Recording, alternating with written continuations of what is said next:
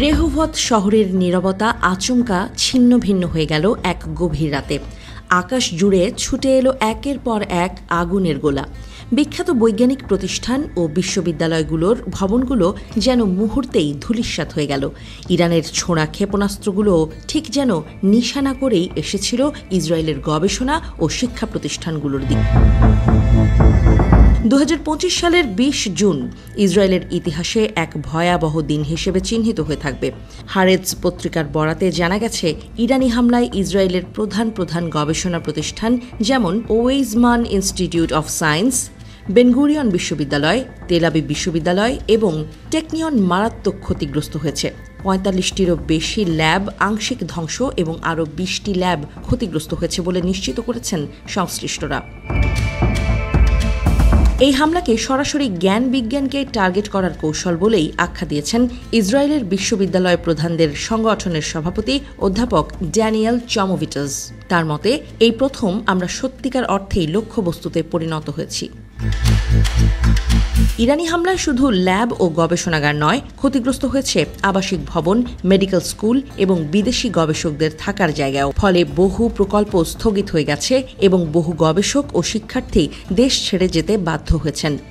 বিদেশি গবেষক এবং ছাত্রছাত্রীদের অনুপস্থিতি ইসরায়েলের বৈজ্ঞানিক গবেষণায় এক বিশাল শূন্যতা তৈরি করেছে। বিশেষজ্ঞদের আশঙ্কা, এই ক্ষতি শুধু তাৎক্ষণিক নয়, বরং দীর্ঘমেয়াদে ইসরায়েলের নিরাপত্তা এবং অর্থনীতির ওপরও পড়বে গভীর প্রভাব।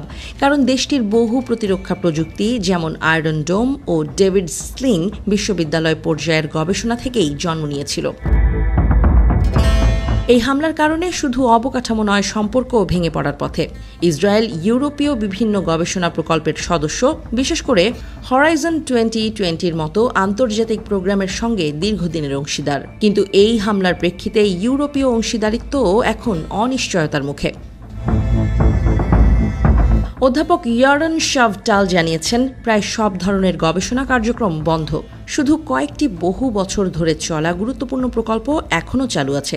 তিনি আরও বলেন, অধিকাংশ পিএইচডি শিক্ষার্থী কিংবা গবেষক হয় দেশ ছেড়ে চলে গেছেন, নয়তো সেনাবাহিনীতে যোগ দিয়েছেন।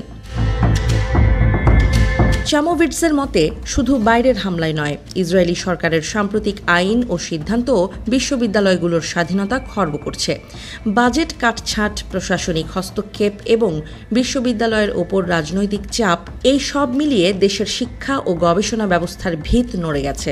তার সতর্ক বার্তা, বিশ্ববিদ্যালয়গুলো ইসরায়েলের সামরিক ও বৈজ্ঞানিক প্রগতির ভিত্তি। এদের ক্ষতি মানে জাতির ভবিষ্যতের ওপর সরাসরি আঘাত। ইরানি ক্ষেপণাস্ত্র শুধু ইট পাথরের ভবন ধ্বংস করেনি, তছনছ করেছে ইসরায়েলের ভবিষ্যতের স্বপ্ন।